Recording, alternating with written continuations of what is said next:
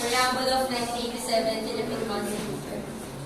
We, the sovereign Filipino people, implore the aid of Almighty God.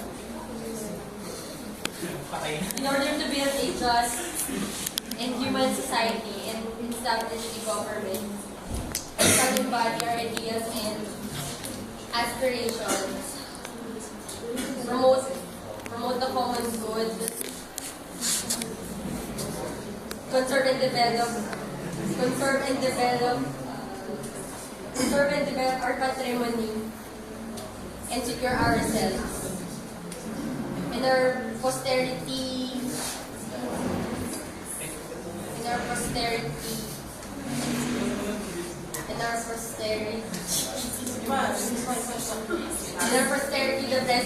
the blessings of independence and democracy under the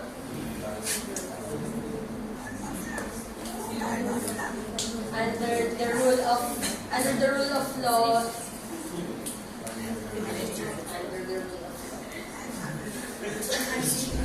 Tingin ka sa akin. Ano ba yung sinasabi ko? Oo, tama. Ayun!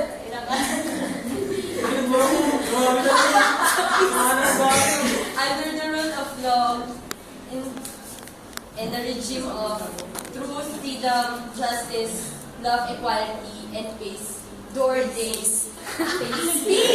Sabi ko, peace! Do ordain and promulgate this constitution.